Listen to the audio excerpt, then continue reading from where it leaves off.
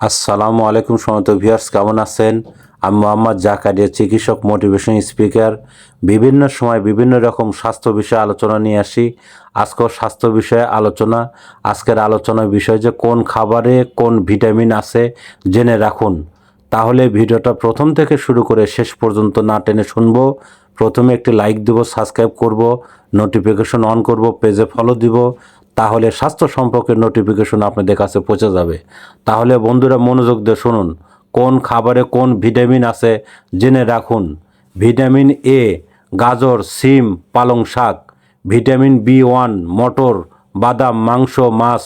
Vitamin B2 দই, দুধ, সবুজ শাকসবজি।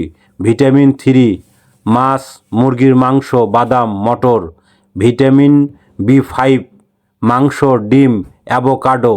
ভিটামিন বি6 মাছ, মাংস, বাদাম, আলু। ভিটামিন বি7 ডিম, মাছ, মাংস, বাদাম। ভিটামিন বি9 সবুজ শাকসবজি, ফল, ডাল।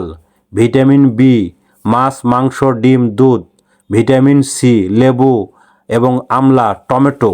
ভিটামিন ডি সূর্যের আলো, মাছের তেল। ভিটামিন ই বাদাম, vegetable oil. Vitamin K broccoli এবং ফুলকপি। বন্ধুরা, আপনারা এই নিয়মগুলো ফলো করতে পারেন, অনেক তথ্য পাবেন। আমাদের ইউটিউব চ্যানেলের মধ্যে ঢুকলে অনেক ধরনের স্বাস্থ্য নিয়ে ভিডিও পাবেন।